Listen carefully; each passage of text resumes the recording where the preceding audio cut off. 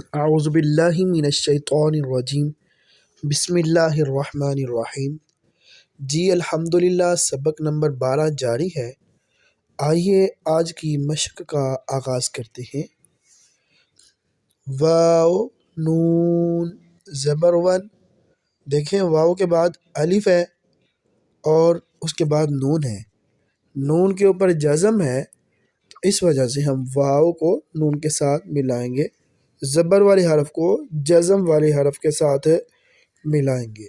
One ہا را زبر حر، ون حر، اور ہا جو ہے حروف ہلکی میں سے ہے، ایسے 6 حروف میں سے ہے کہ نون ساکن یا جزم والی نون کے بعد یا 2 زبر 2 زیر 2 پیش کے بعد یہ 6 حروف آ جائیں تو وہاں پر ہم کیا کریں گے؟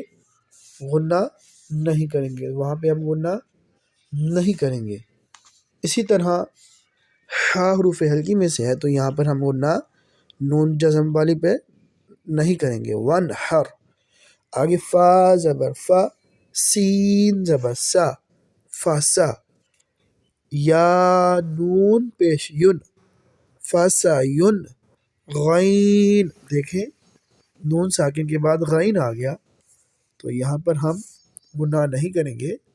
ضاد واو پیش دو، فاسا یون غیدو، نون زبرنا، فاسا یون غیدونا، فاسا یون غیدونا۔ اس کے آگے ہے جی واو لام زبر ول، میم نون پیش من، والمن، نون ساکن کے بعد پھر خا آ گیا جو کہ حروف حلقی ہے تو یہاں بھی ہم غنہ نہیں کریں گے۔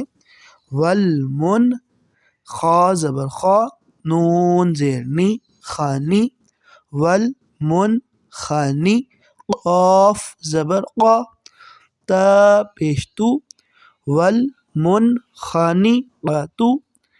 آگے ہے جی حمزہ نون زبر ان، دیکھیں نون ساکن کے بعد تا ہے جو کہ حروف حلقی میں سے نہیں ہے بلکہ حروف اخفا میں سے ہے تو یہاں بھی ہم غنہ یہاں پر کریں گے، ٹھیک ہے جی۔ ان، اس طرح ان، تا زبر تا، انتا۔ جی الحمدللہ، آج کے لیے اتنا سبق کافی ہے۔ اللہ کریم سے دعا ہے کہ رب کائنات ہمیں پیارے سے پیارے انداز میں قرآن پاک پڑھنے سیکھنے کی توفیق عطا فرمائے۔ اللہم صلی علی سیدنا محمد عظیم الجود والکرم وعلی آلہ وصحبہ وبارک وسلم۔